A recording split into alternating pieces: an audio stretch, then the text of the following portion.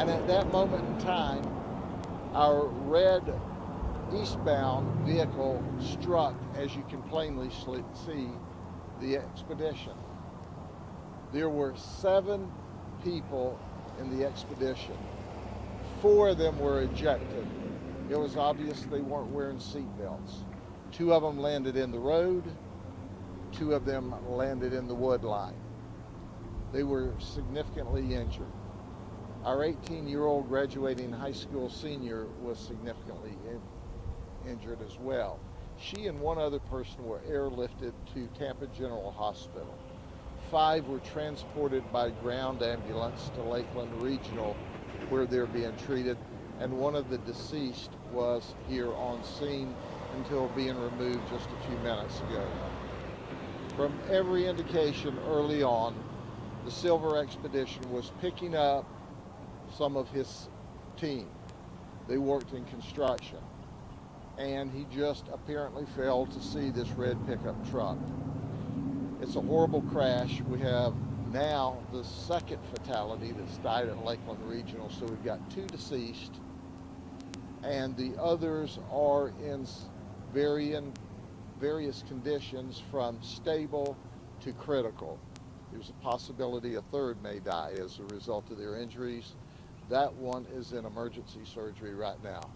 So this was a horrible day for one group of people to start their work day, and one young lady who was trying to get to Bartow High School for school today as she neared the end of her high school education and was to graduate, I think, on the 17th of May.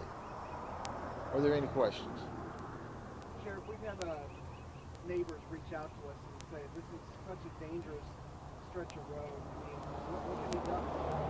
Well, as you can clearly tell, the road is appropriately marked. The speed limit signs are there appropriately, but it's a 4-lane divided highway with ingress and egress. And quite frankly, what can be done is you don't turn in front of an oncoming vehicle.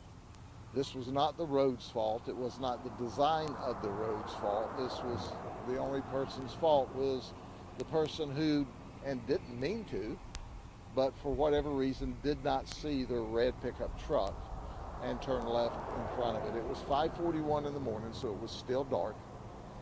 We do have initial information that the red pickup truck had its headlights on, and clearly it was just a mistake when the driver of the expedition turned in front.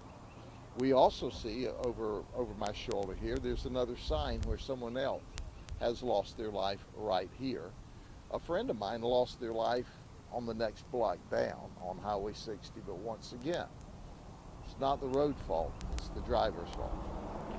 Obviously, injuries are the biggest concern at this point, but as far as charges, will anybody face charges? Is the driver of this SUV, I'm sorry, you already said it, deceased or has it? Well, we're still determining exactly who the driver is and what seat they are in.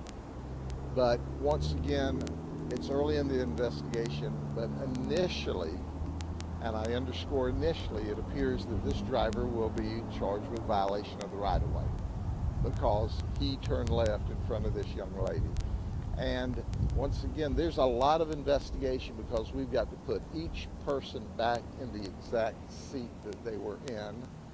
3 of them were not ejected. 4 of them were ejected. It appears they weren't wearing seat belts, and as a result, one of those ejected is deceased. The other one that was one of the others that was ejected, we believe is the second one that's deceased.